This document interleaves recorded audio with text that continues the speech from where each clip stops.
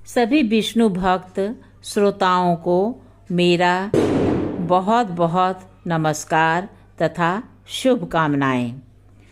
माता तुलसी, भगवान विष्णु और राई दामोदर उनका कल्याण करें, उन्हें अच्छे स्वास्थ्य दें।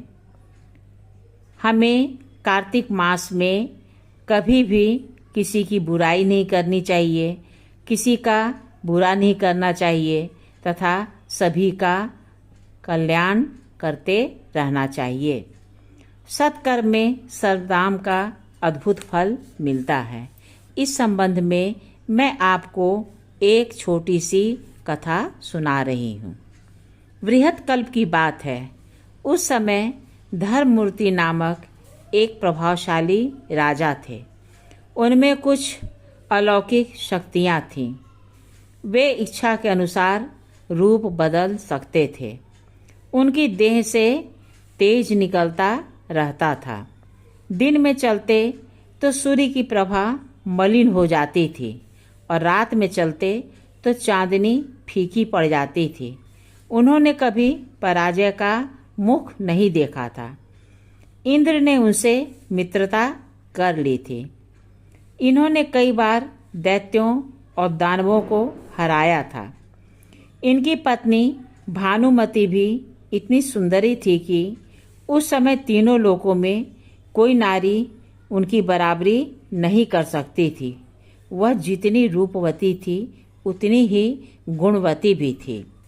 राजा का सबसे बड़ा सौभाग्य यह था कि उनके कुल गुरु महर्षि वशिष्ठ थे। एक दिन इन्होंने बड़ी विनम्रता से गुरु जी से पूछा, गुरुदेव, मेरे पास इस समय जो सब तरह की समृद्धियाँ एकत्रित हैं, इसका कारण बहुत बड़ा पुण्य होगा। उस पुण्य कर्म को मैं जानना चाहता हूँ, जिससे उस तरह का कोई पुण्य मैं पुनः कर सकूं, जिसके फलस्वरूप अगले जन्म में मुझे इसी तरह की सुख सुविधा प्राप्त हो। महर्षि वशिष्ठ ने बतलाया, पूर्व जन्म में लीलावती नाम की एक वेश्या थी।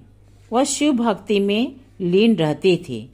एक बार उसने पुष्कर क्षेत्र में चतुर्दशी तिथि को लवणाचल अर्थात नमक का पहाड़ दान किया था। उसने सोने का एक वृक्ष भी तैयार करवाया था, जिसमें सोने के फूल और सोने की ही देवताओं की प्रतिमाएं लगी थीं। उस स्वर्ण वृक्ष के निर्माण में तुमने निष्काम भाव से उसकी सहायता की थी। उस समय तुम उस वेश्या के नौकर थे। सोने के वृक्ष और फूल बनाने में तुम्हें अतिरिक्त मूल्य मिल रहा था, किंतु तुमने उस वेतन को यह समझकर नहीं लिया कि यह धर्म का कार्य है। तुम्हारी पत्नी ने उन फूलों और मूर्तियों को तपा तपा कर भली भांति चमकाया था। तुम दोनों आज जो कुछ हो वह केवल उसी श्रमदान का फल है।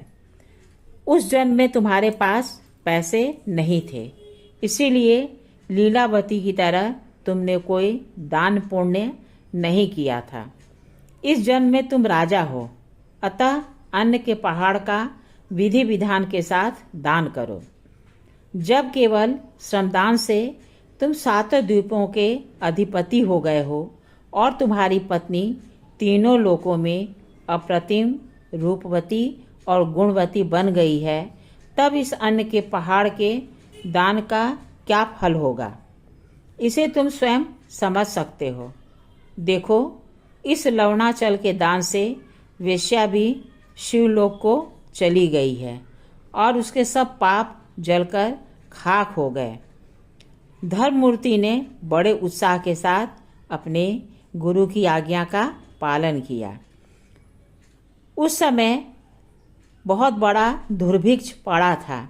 लोग अन्न को तरस रहे थे। राजा ने सभी जनता के लिए अपने अन्न भंडार को खोल दिया। जितने भी लोगों को वे दान दे सकते थे, अधिक से अधिक पका अन्न का दान करने लगे। उनके राज्य में कोई भी व्यक्ति भूखा न रहा। अगले साल जब वर्षा हुई, उनका राज्य धन धान्य से भर गया। तो भी उन्होंने लोगों से कह रखा था कि जब तक फसल तैयार नहीं हो जाती, उसके महल से आकर अन्न ले जा सकते हैं। राजा ने एक पिता की तरह अपने प्रजा का ध्यान रखा। जय हो धर्ममूर्ति महाराज की।